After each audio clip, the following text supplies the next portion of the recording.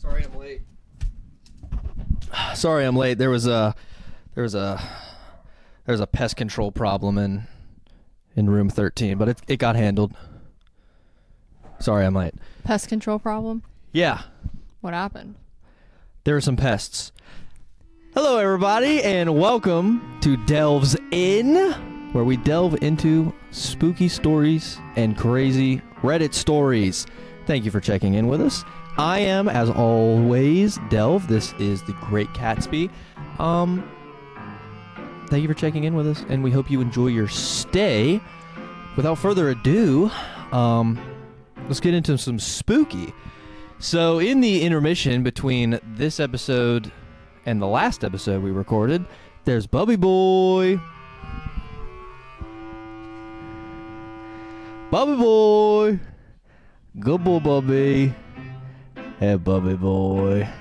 So yeah, in between this session of recording and the last session that we recorded, we decided to branch out from just the creepypasta website, and we decided to go to nosleep on Reddit.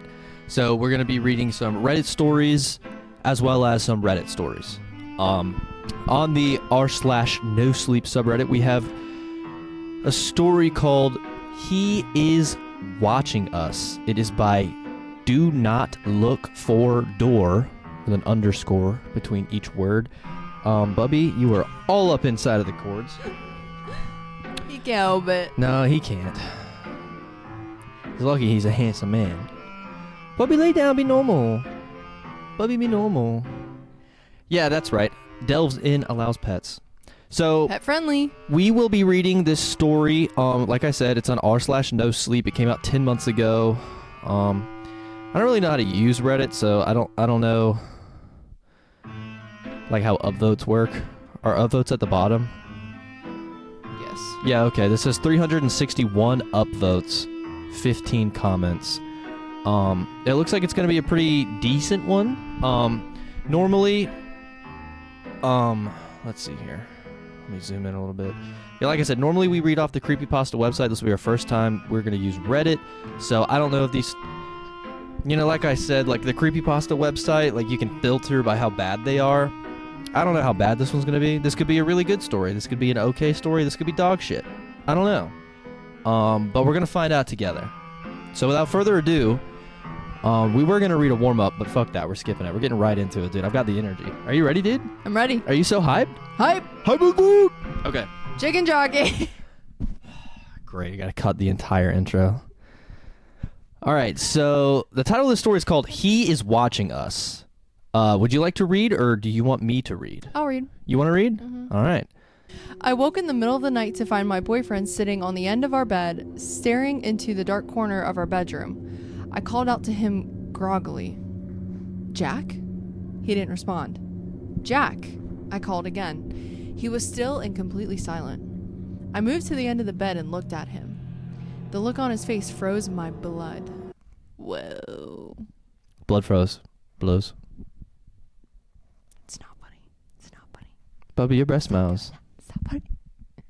You don't like my bit? No. I've never liked it. And I've told you that. Boudreaux, back me up. It's as though he wasn't there. His eyes were wide open. His pupils were like dinner plates as he stared endlessly at the dark corner of our room. Needless to say, nothing like this had happened before. Jack wasn't a sleepwalker. He usually slept through the night just fine, no tossing or turning or even grinding his teeth. He was gripping his knees with both hands. I reached out and gently put my hand on his. I swept his brown hair out of his eyes and softly said, Jack, let's go back to bed. I wasn't trying to wake him. They say you're not supposed to wake a sleepwalker. I was trying to guide him back under the covers, but suddenly he snapped out of it and the life came back into his eyes and he looked at me. Haley? He was clearly confused.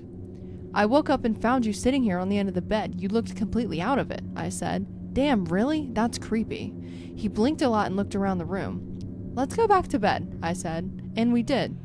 We got up a couple hours later around 5 a.m. Fuck that.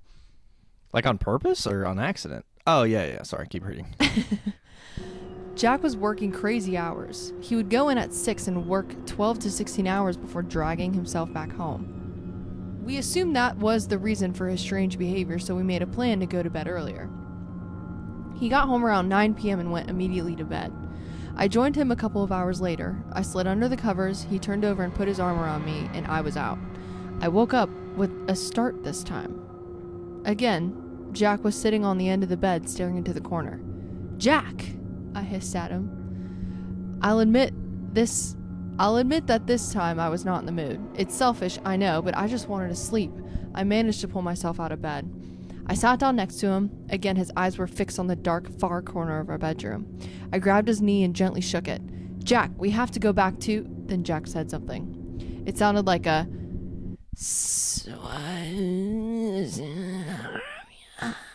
You made that way scarier than it's written. Jesus Christ. I leaned in closer to him, fully awake now and chills going up my arm. "What did you say, Jack?"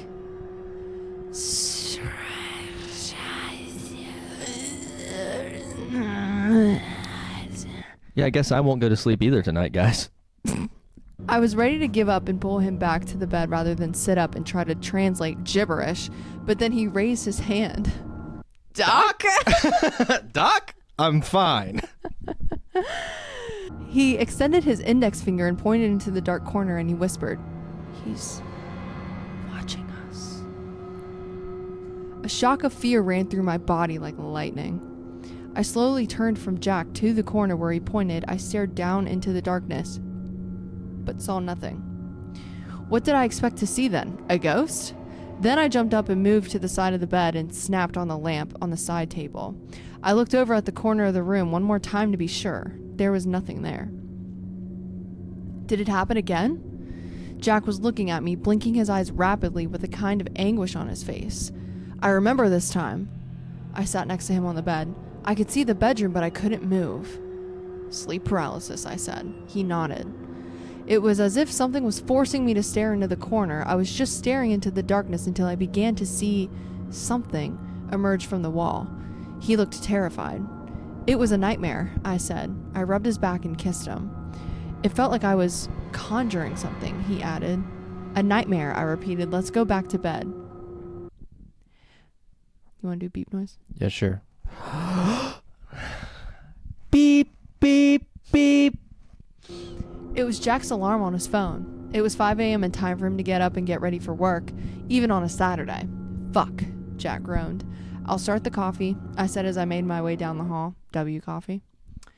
I decided to not tell Jack what he was saying in the night. He's watching us. It's probably nothing anyway, just a nightmare. I handed Jack his travel mug of black coffee, gave him a kiss, and watched him step out the door into the still, dark morning. I had the day off of work. After some coffee and reading, it was time to get the house in order. I started in the bedroom. I was making the bed when I got a feeling I couldn't shake. It felt like I was being watched. I looked over in the corner of the room and almost screamed. On the corner walls of the room was what looked like a silhouette of a man. It was an outline of a full body. There was clearly a head, shoulders, and torso cast onto the corner of the room. Fuck. I watched the figure for a second and something seemed off about it, apart from the obvious strangeness its presence I watched the figure for a second and something seemed off about it, apart from the obvious strangeness of its presence in general. The figure did not seem like a shadow, but more like an image imprinted on the wall. Do you remember, I don't know if you know anything about like shadow prints, or maybe that's not the exact word for it, but during World War II when we nuked Japan, the flash of the bomb, when it incinerated people, it left like shadows on the pavement. Yeah. That's what I'm envisioning, but like on their bedroom wall. Yeah. That's what I'm like thinking in my head. Yeah. I slowly walked over to the corner and placed my hand on the wall. I don't know why. When I pulled my hand away, it was covered in a dark dust. I looked closely at the dark image, and then I wiped my rag across it. The dust came away onto the rag and powdered into the air. It looked like ash. Oh, fuck. Maybe it is a nuclear bomb. Maybe it is a human being. I wet the rag and wiped off the rest of the shadow figure off the wall. I know what you're thinking. Why didn't you just leave the fucking house? That is what I'm thinking, actually. Well, yeah. The short answer is, we did. I spent the whole day alone in the house. I spent the whole day thinking about how those words that Jack said. I spent the whole day alone in the house. I spent the whole day thinking about those words that Jack had said in the night. He's watching us. Then I spent the whole day thinking about that ashen shadow figure on the wall. Then I booked us a hotel room. The Delves Inn. Uh-oh. Self-plug there. As long as the shadow figure doesn't come here, we have enough things. Remember when I was talking about pest control earlier, babe?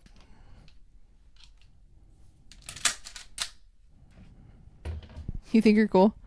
I'm the coolest person you know. Keep reading. You know, every time you flub a word, this takes longer to edit. No, I'm kidding. Please, no, wait. She's hitting me.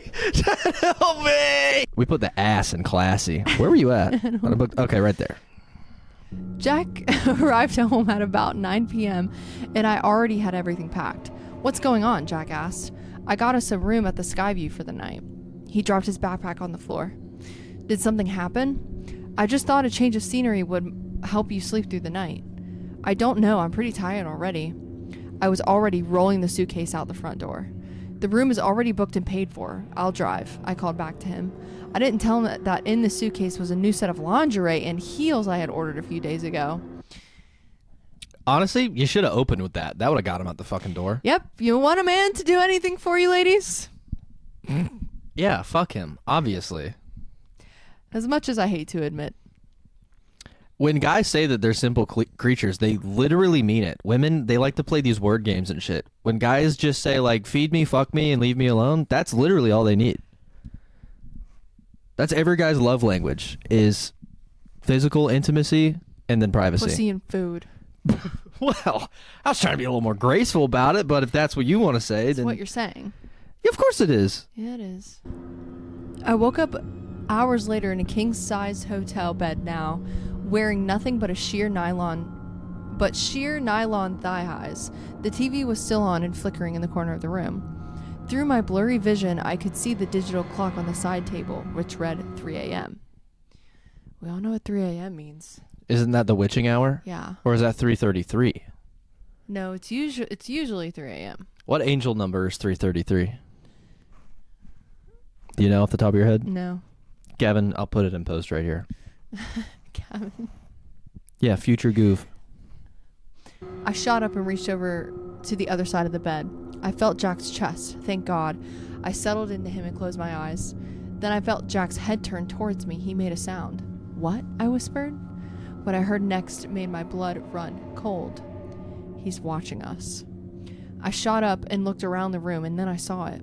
The TV in the corner was now showing nothing but static. Somehow something about it looked off, as if little static particles were behaving in coordinated patterns of movement. Then I saw it.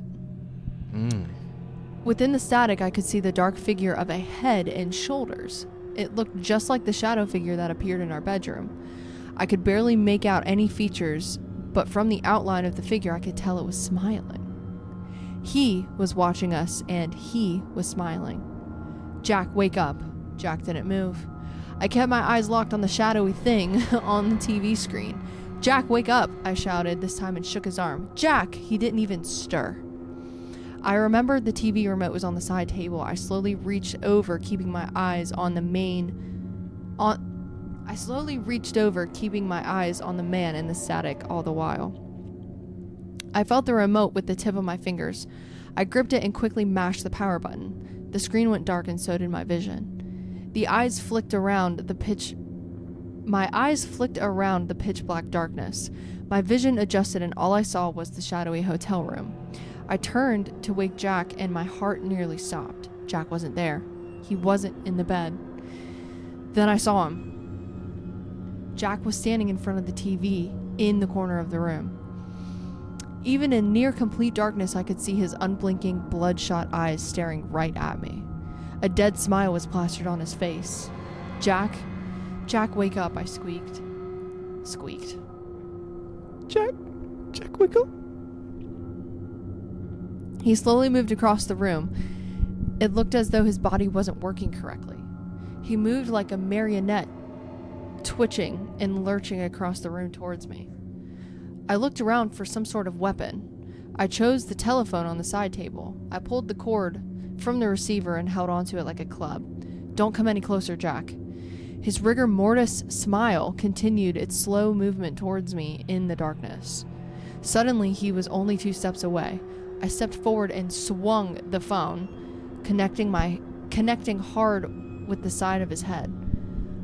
I know that the thing I just hit with the phone was not Jack, not really. But I could feel that my Jack was still in there somewhere. Jack was the love of my life. When I hit him, I couldn't help feeling regret. I hesitated. Not for long, but long enough for him to turn back towards me and reach a hand for my throat. I backed away at the last second and bolted for the door. It was too late. He caught me by the arm. The last thing I remember was my scream being choked out by a hand gripping my throat and squeezing hard. I woke up in our bedroom. I was on my knees, bound with duct tape around my ankles, wrists, and mouth. Well, this is taking a direction I'm not on board with. In front of me was Jack. He was kneeling facing the dark corner of our bedroom. His head was flung back and he was rapidly whispering something. It looked as though he was in prayer or some kind of religious fervor. Then I saw it. The dark shadows in the corner of the bedroom seemed to darken even more. A shape emerged, a head, then shoulders and arms. At first the shape appeared as a silhouette. Then it seemed to emerge from the wall and take solid form. A face was coming through our bedroom wall, and it was darker than dark and smiling a horrible smile. The same smile I saw plastered across Jack's face. Jack's whispering became more urgent. He spread his arms out to either side.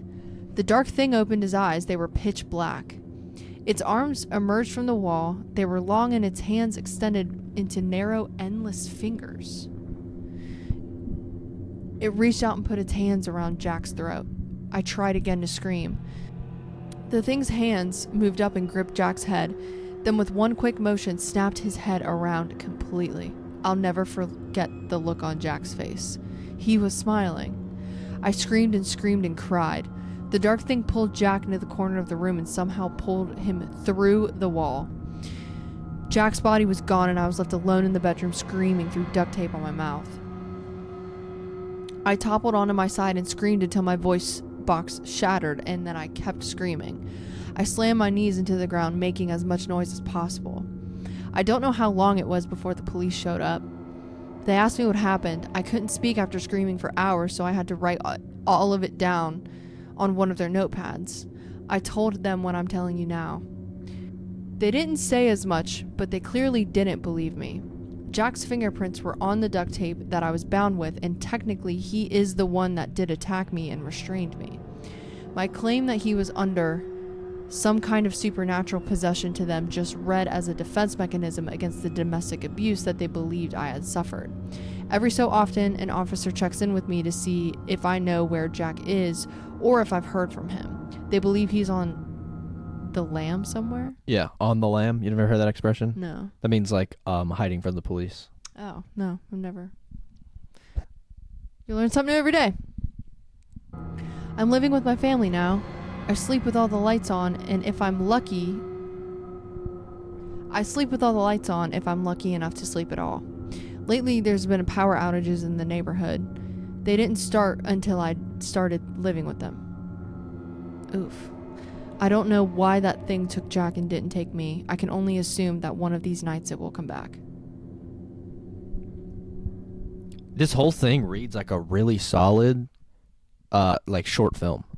Yeah. Like I could see this being like a 20-minute YouTube, like horror movie. Yeah, for sure.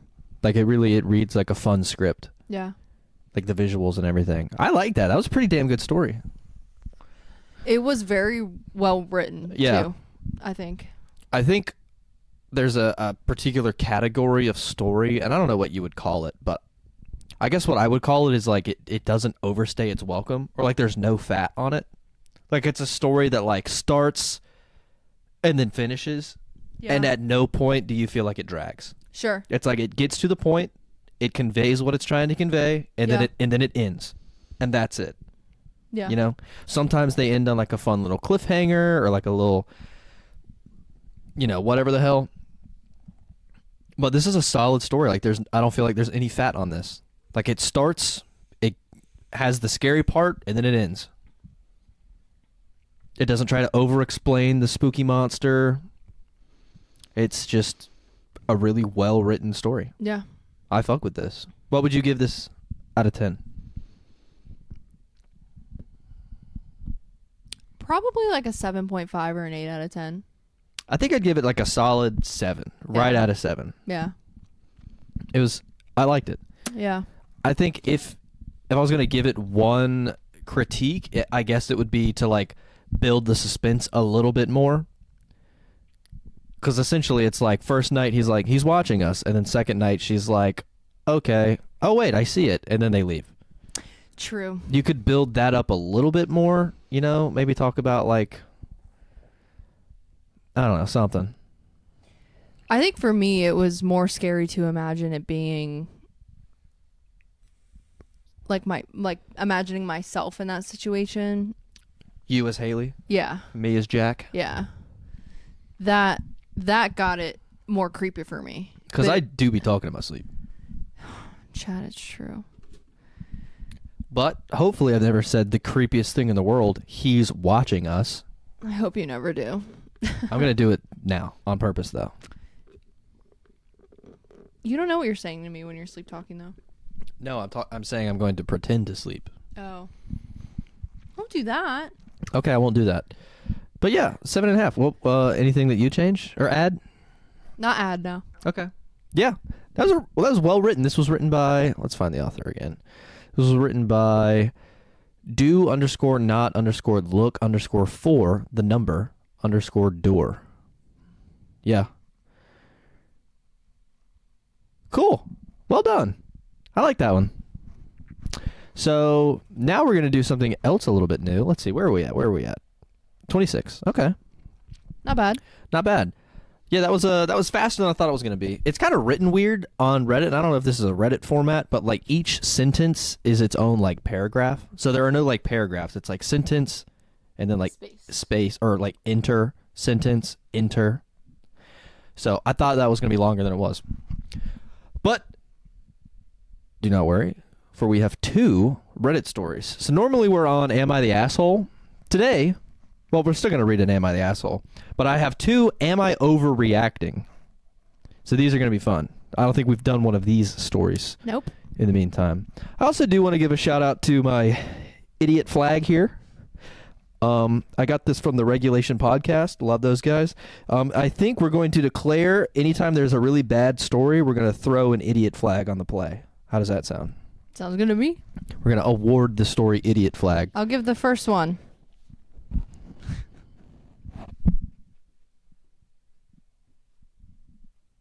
All right, so right here we have by Marie Ann Toilet. Marie Ann Toilet. That's pretty funny.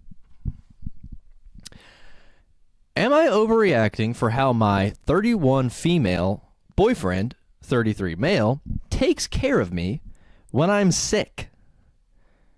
How do you think this is going to go? Do you think she's overreacting or do you not think she's overreacting? I would like to know what sick means.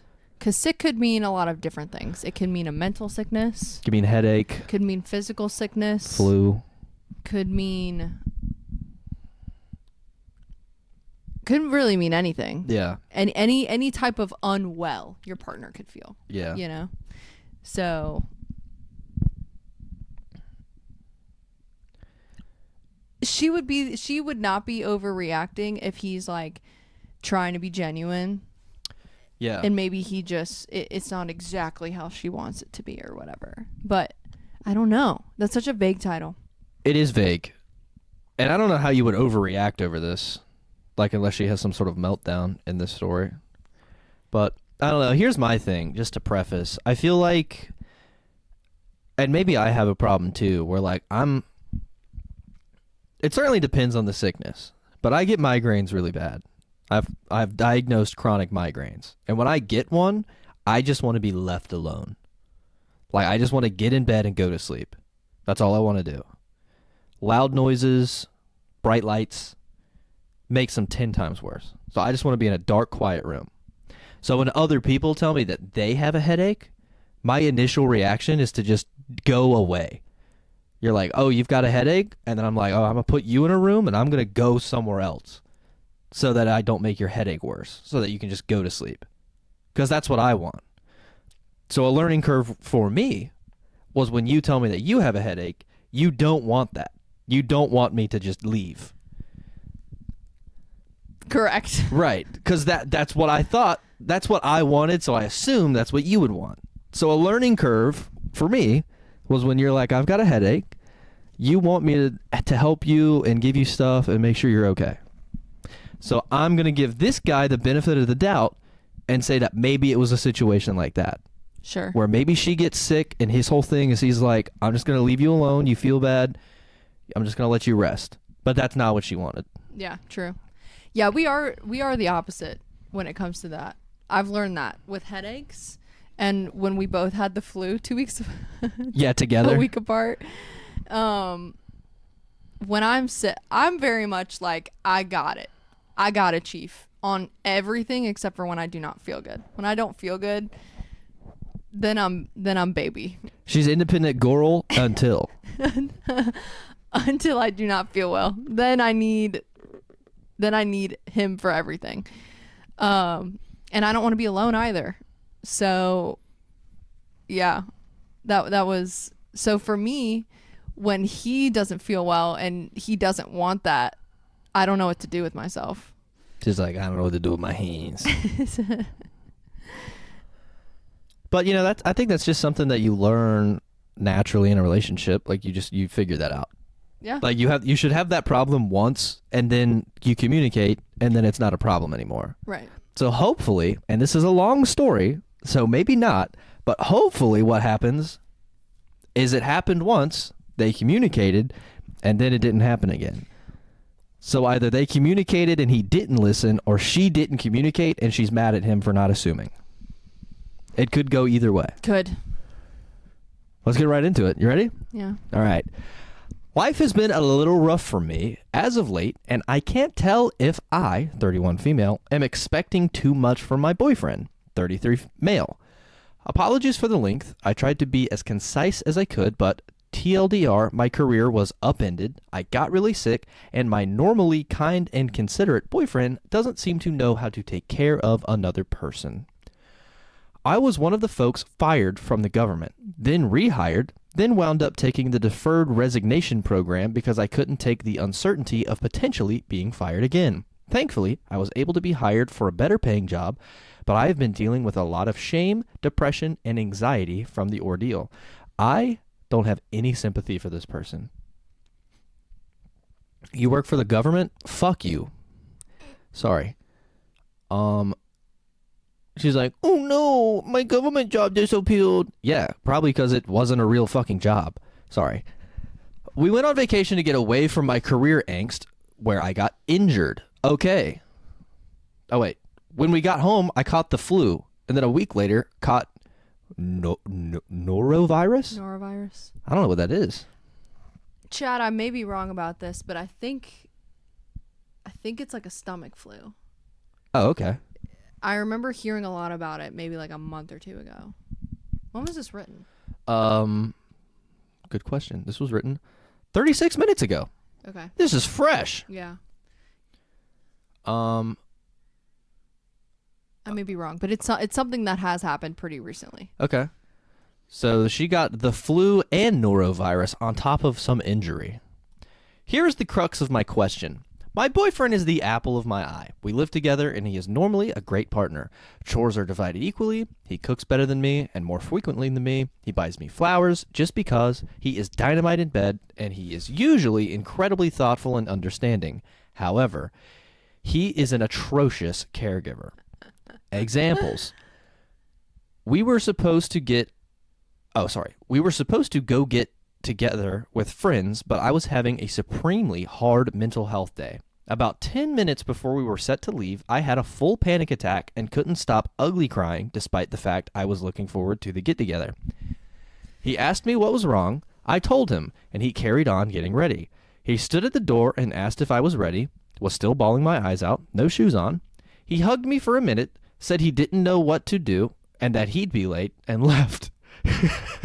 Oh no.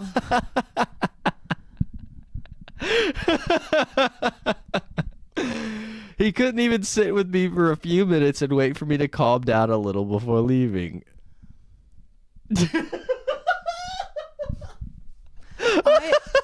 I feel so bad for her. He just goes, I don't know what to do. Then peace the fuck out. I'm gonna be late. All right.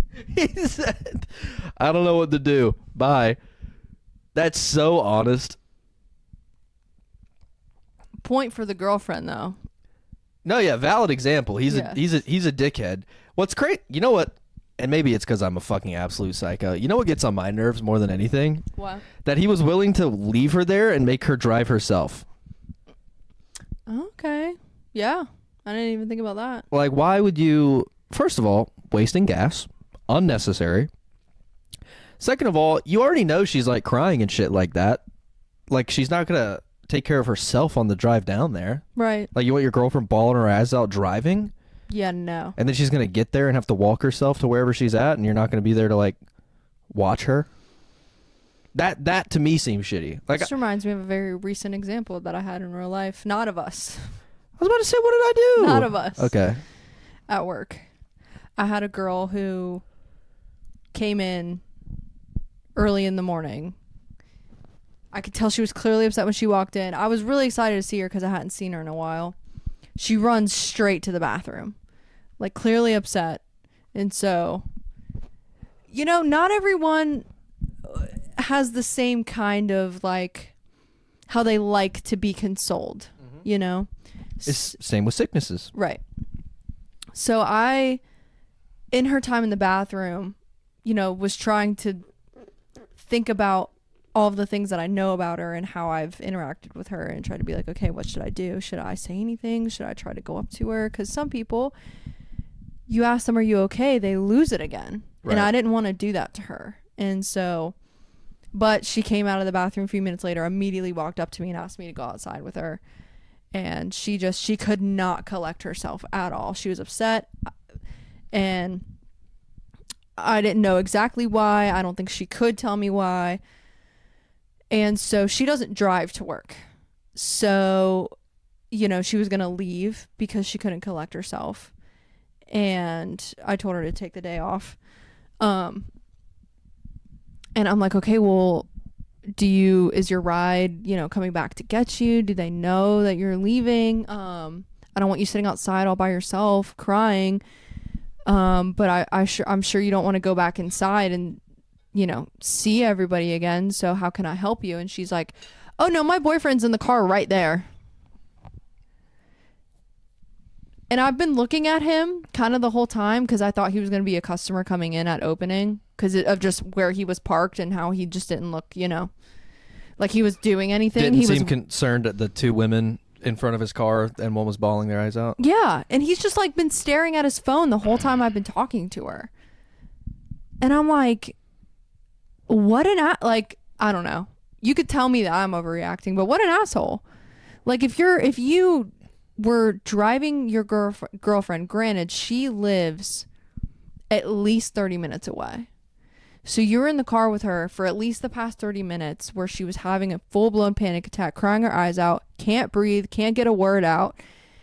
And you maybe try in the car to be like, you got this, just go in there, you know, try to distract yourself and just take a minute before, you know, your clients come in or whatever. But then he sees us walk out and she is not any better. And we're standing there for like 15 minutes. You don't have the thought in your head of maybe I should go take care of my girlfriend or at least go put an arm around her and comfort her. The idea of being a man and watching somebody else console your girlfriend is so infuriating. Like if I'm ever in a situation where I'm watching somebody else console you while you're crying and I just sit in my car, I hope the holy God above smites me there. Lightning out of nowhere and kills me. As a man, he should be embarrassed. Unless the cause for her panic attack was an argument they got in, I could see why he wouldn't want to console her. Because maybe he's pissed off at her. Who knows? Maybe she cheated on him and he's pissed off. I doubt that. If there's a 10% chance that it's her fault, if they started a fight and she's actually wrong for it, then justifiable. But here's my thing. Like, if the roles were reversed, cheating is different. But if we had gotten in an argument and I saw you, like, granted, you would never be like that. Not in public. But if it were to ever happen, no matter how mad I was at you, I think I still would. Yeah. You know? Of course. And ditto. You know, like, it's so... Like, I'm embarrassed that dude is a man. Because that's, like, not a very manly thing to do, is watch your girlfriend cry in front of you and not do anything to help. Right. And by the way, when I mean, like, help, I mean, like, get out of the car and walk up to you guys. Yeah. I don't just put your arm around her, comfort her, because obviously her boss is not going to be, as much as I would try, am not going to be nearly as much of a comfort and secure blanket for her than he would be. Exactly. You know, so I agree. That dude's an asshole. Yeah. And I feel bad for her. I feel bad for her. I feel bad for this chick. I do too. I get not knowing how to help, because sometimes when your girlfriend's having a full-blown panic attack, sometimes you just got to hold them. There isn't anything you can do. Sometimes you just kind of got to let it play out. It's a time game. So worrying about being on time to, and let's be real, a friends get together. Like, dude, if your friends care if you show up exactly on time, get new friends. Yeah. Like, if you can't show up 30 minutes late, are they your friends? Well, chat, this guy's late to everything. Okay, fair enough. I'm late to my own funeral. I get that. But also, is that not a valid point? No, it is. Like, if they're going to see, like, a movie or some Priorities, man. Exactly. First of all, cancel on your friends if it's that bad. But also, just shoot them a text like, hey, we're running late. We'll be there in 30. Yeah. Like, if your friends are like, why are you guys late? Then maybe get new friends. Maybe you two go do something together and fuck them. Yeah, exactly. That doesn't seem like it's a big deal. So I don't know. That's just, L boyfriend on that one. Yeah, for sure. In her defense, I don't really know like what the pretext or sorry, the context of her. Lita, this is my microphone. I don't really understand what the context of her being sick and being injured have to do with anything, because that example, she's having a panic attack. We don't need to know that she has norovirus. Oh, sorry, never mind. The next paragraph makes sense. Example, by the time the norovirus activated in me and we were 2 hours into a road trip with another couple in the car, the trip was to get our swift water rescue certification for whitewater rafting. Comically, bad timing to get sick. We couldn't turn around to take me home, and so every 10 to 30 minutes necessitated pulling over so I could vomit my brains out. It was the stomach virus. I was right. The 2 times he got out with me and rubbed my back, but by the end of the drive, I would get out, puke for a few minutes, get back in, and he would barely look at me. That night, I couldn't sleep from constantly needing to either vomit or have explosive diarrhea. He slept through the night and only offered me to get me Imodium and Pepto-Bismol in the morning. He later said he was so worried that I would get the rest of them sick.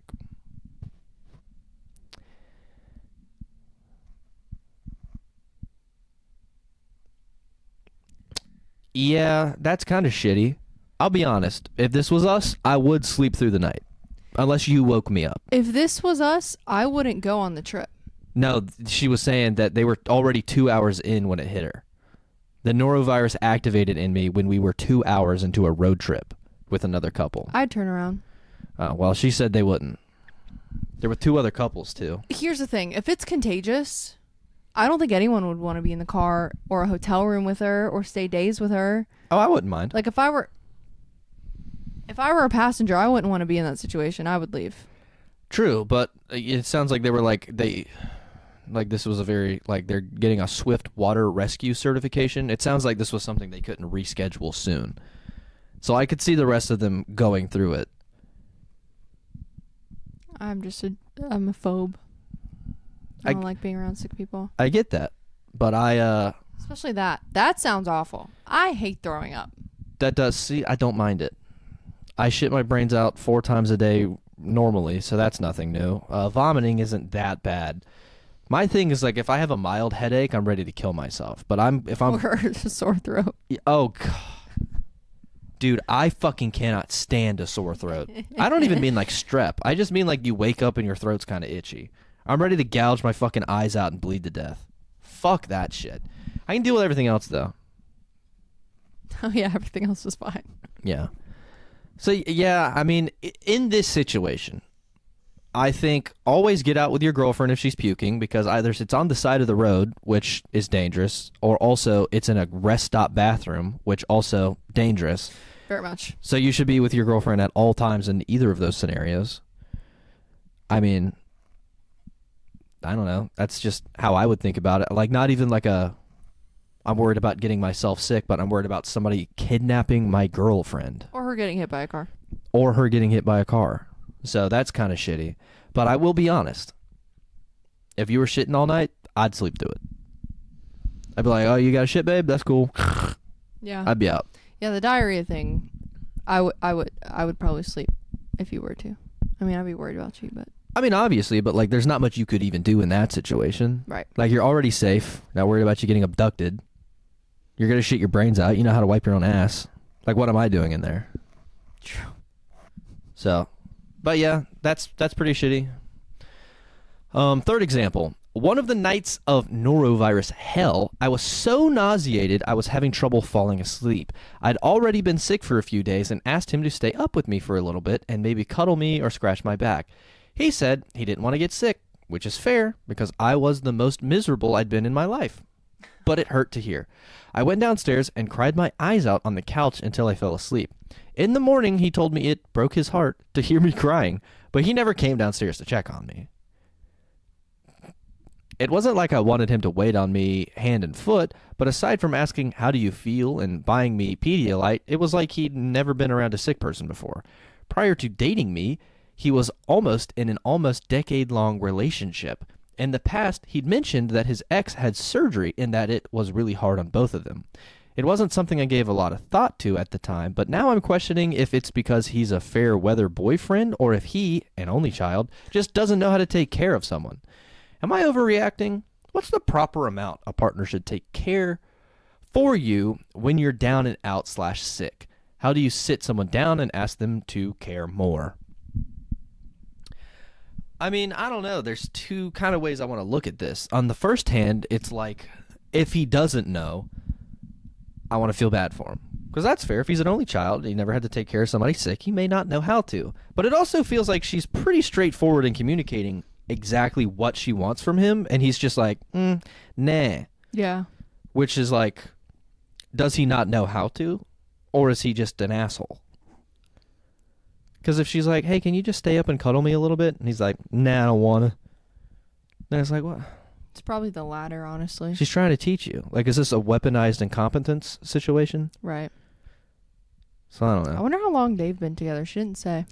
Yeah, they said they're in their early 30s. So if he was in a decade-long relationship, I mean, from like, let's say 18 to 28, maybe they've been dating for 2 or 3 years, maybe, something like that. Which, yeah. Also crazy to be in a relationship for that long and not know how to take care of somebody. Like, you'd have figured it in like 10 years. You had to have. So, unless she was one of those people that didn't want to be taken care of. Fair, which is true. I don't know. I don't think she's overreacting. I do think that this is a situation. I feel bad for her. I feel bad for her, for sure. I think that this is definitely a way to... I don't think this is like break up with him worthy. I know Reddit's like first instinct is like, oh, you disagree on something? You guys should divorce. But I don't think this is like something they should break up over. This is just something that they need to figure out how to communicate. This is like an intellectual conversation that they need to have. Yeah. I think she's totally in the right. I think all those examples were fair. Those are all things that I think are valid. I don't think she's overreacting. I just don't know how else to tell him other than like sit him down and be like, hey, I get you don't want to be sick. But could you try anything else? Like, you don't have to be in the same room with me always, but, check up on me every 15 minutes. Bring me some water. Dude, if you're shitting and puking, dude, you're low on fluids. Yeah. So, and she did say he does bring Pedialyte and stuff like that. So he's kind of trying. But it seems like she just wants more like... She wants him to show her that he cares about her. So she doesn't want the things, she wants the actions. Yeah, because he says it. Yes. But to her, he's saying it more than he's doing it. Exactly. And the panic attack thing, I mean, aside from sickliness. Yeah. It's like, hey, like, can you really not be worried about being late to see our friends when I'm crashing out? Yeah. Because also, too, like, and maybe this is a selfish way to look at it, but if I'm a dude and your girlfriend's absolutely crashing out and you're like, oh, she's going to make us late. Like, dude, if you don't solve the panic attack, it's going to ruin the rest of your week, dude. Because either she gets over it herself and she fucking hates you, and then she goes to the function, and then she's going to be pissed off at you the whole fucking time. Or you be late to the function, help your girlfriend out. You know what I mean? It's like, what's more important? Your girlfriend being mad at you for like a week, or you guys showing up 30 minutes, an hour late? Right. That's... Like, if you could help it, wouldn't you want to? Exactly. And if you don't want to, why are you together? Damn, bars, dude. Say that again. I don't remember. You forgot immediately? All right, I'll do a little replay loop on that one. Like, if you could help it, wouldn't you want to? Exactly. And if you don't want to, why are you together? That was kind of bars, though. Okay, well, shit, let's check the time, dude. That may have been enough. Fuck, we're at 50 minutes. All right, dude. You want to do the outro? Thank you for tuning in to today's episode of Delves In. We hope you enjoyed your stay and our lovely commentary. Please be sure to like this video and subscribe if you did. And we will see you next time.